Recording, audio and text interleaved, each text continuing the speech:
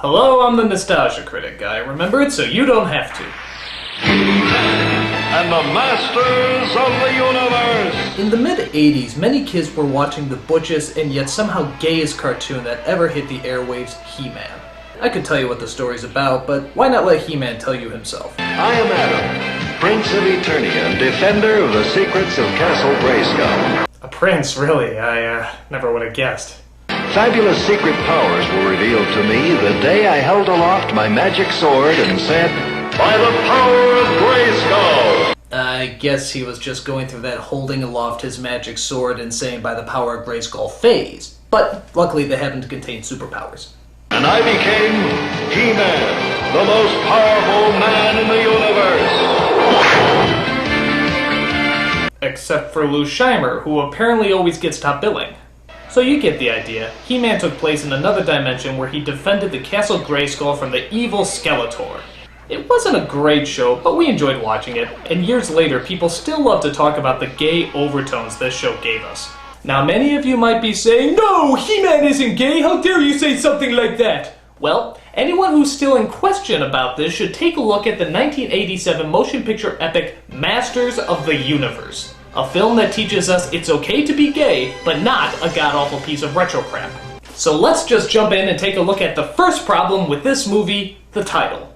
Why the hell is it just called Masters of the Universe and not He-Man Masters of the Universe? I mean, half of us didn't even know this was a He-Man movie because we never cared what came after the He-Man title. I mean, all we ever heard was He-Man something something something something. So why didn't they leave it in? I don't know. Believe me, that's the least of this movie's problems. Oh my god. So the story begins at Castle Grayskull, which apparently is located in the Grand Canyon. The evil Skeletor has taken over the castle, but is angry because he looks like how John McCain will look in a couple of years. The only one who can stop Skeletor is the always shirtless He-Man, who's played by Dolph Lundgren. You know, the Russian guy from Rocky IV. I must break you.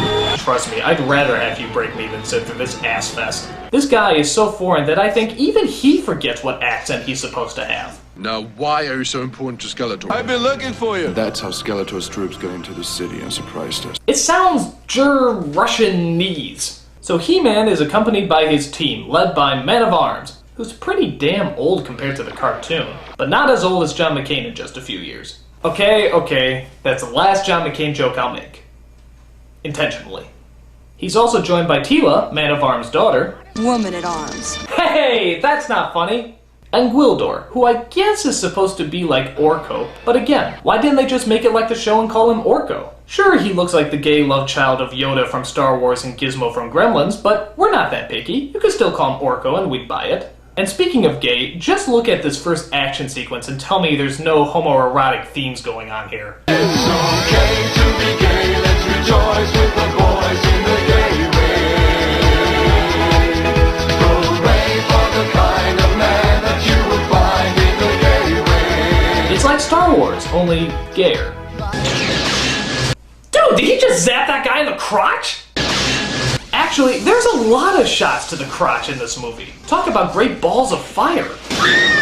But again, no gay overtones. So it turns out Skeletor is after Gwildor because he's invented a cosmic key that can take you to any dimension you want.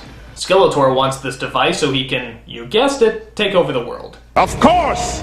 People of Eternia, the war is over. Those who do not pledge themselves to me shall be destroyed! Sounds like John McCain's inaugural speech to me. Okay. I don't even dislike the guy, these jokes are too easy. I'll try to do better. It turns out Skeletor has also captured an enchanted sorceress known as, well, the Sorceress. He-Man tries to negotiate for her freedom. Let her go. I don't think so. Negotiation's over! He-Man tries to save the sorceress, but appears to be outnumbered. So Gwildor opens up the key and sends them to another dimension. It's like Back to the Future, only gayer.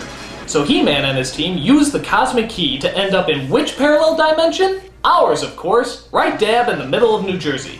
So let me get this straight. He-Man, the master of the universe, is going to use all his intergalactic weaponry and medieval-style fighting moves in the suburbs of New Jersey?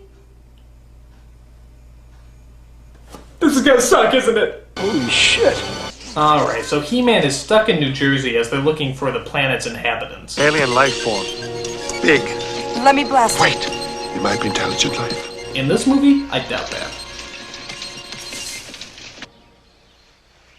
Oh look, it's the best actor in the movie!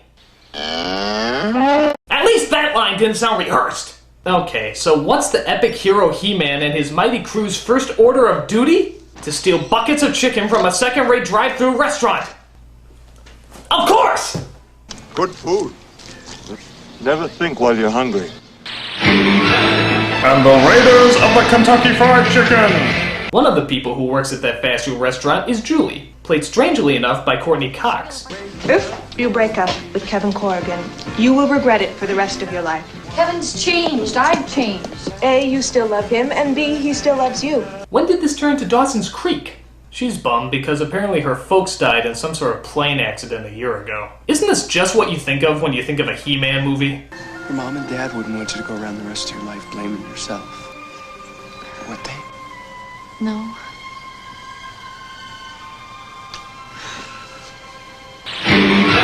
And the masters of the depressing plot expositions! Meanwhile, Skeletor tracks down their position and sends out his evil team to find them.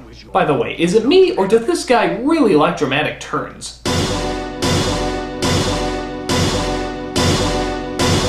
Seriously, I wish I had dramatic music every time I turn my head. I mean, what would...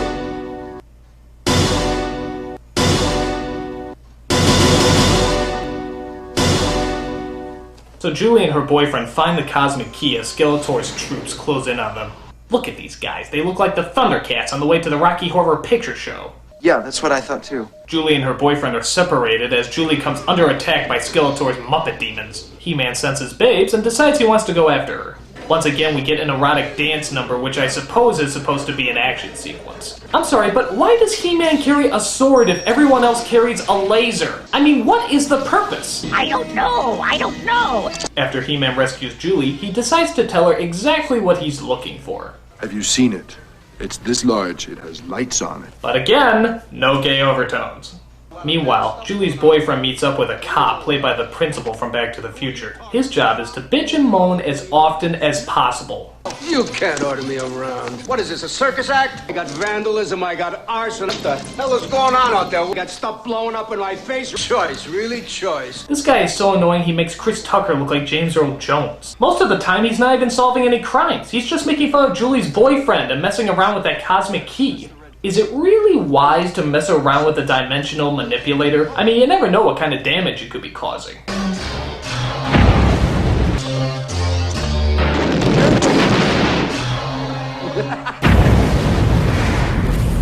I don't think this is any synthesizer. Looking for the key, He-Man and his heroic crew decide to go traveling around the city in a pink Cadillac. Alright, these are no longer gay overtones. This is an orchestra of gayness. And the shoppers of the feminine automobiles! Meanwhile, Skeletor himself arrives on Earth, bringing all his evil armies with him. How does nobody in the city know this is going on? I mean, are there really people looking out their windows right now saying, "Boy, that neighborhood watch is really cracking down"? Meanwhile, Julie's boyfriend and Mr. Clean continue to argue and bicker, as no doubt bigger and better action scenes could be taking place right now. Watching these two is like watching an episode of Mad About You, only gayer. Shut up!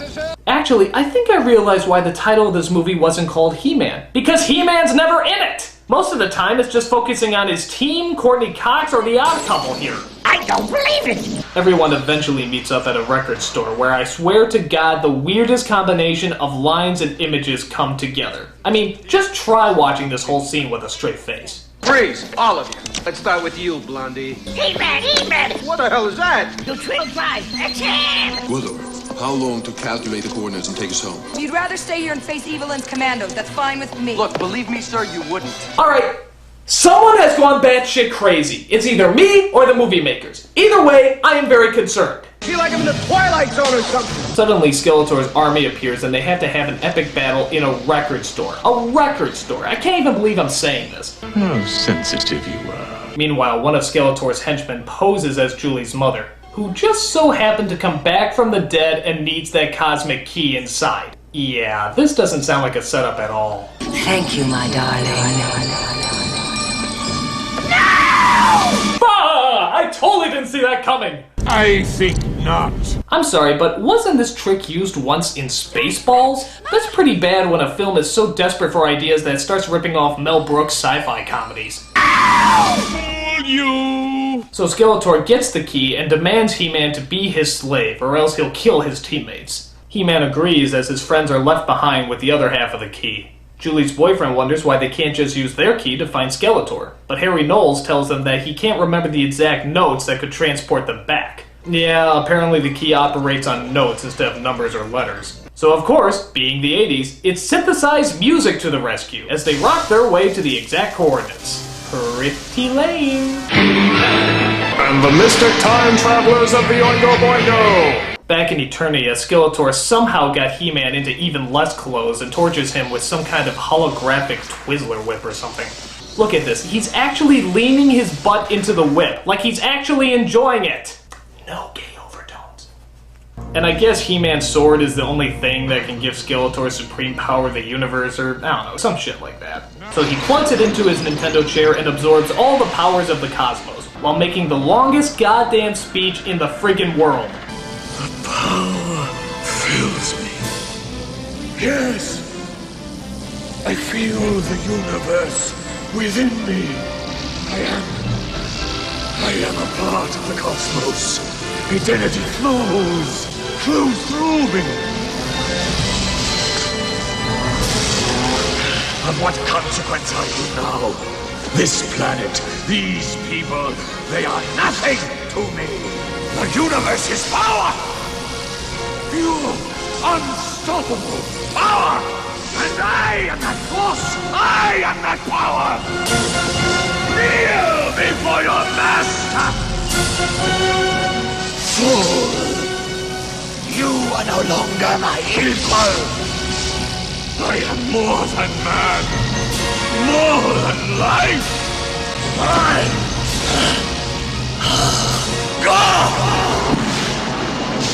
God, this speech is so long-winded and pointless, it's like being in a John McCain rally. Oh, what, it slipped! So after his speech is over, Skeletor uses his demonic powers to become a gay metallic Chiquita Bananator. What? But before he can destroy our hero, He-Man's friends come in to save the day. Farewell, He-Man. Wow, the ruler of the universe has really lousy aim. So He-Man breaks free and starts using his manly strength to defeat the soldiers. He does this by pushing over statues that are so strong, they actually bounce when they hit the ground. I guess they've been in the sun too long? So He-Man gets his sword back and battles the evil Skeletor metallic banana thingy. It's kind of like Conan, only, well, you know. This battle takes forever, but He-Man finally defeats Old Skull and Crossbones. It's over. Oh, good. I thought this movie was never gonna end. For you. Okay, so He-Man defeats Skeletor again, and then throws him into a gigantic, endless pit. Is it me, or is this the slowest fall in the history of slowest falls? I think the movie could actually start ramping up, and he'd still be falling. He-Man? Tila?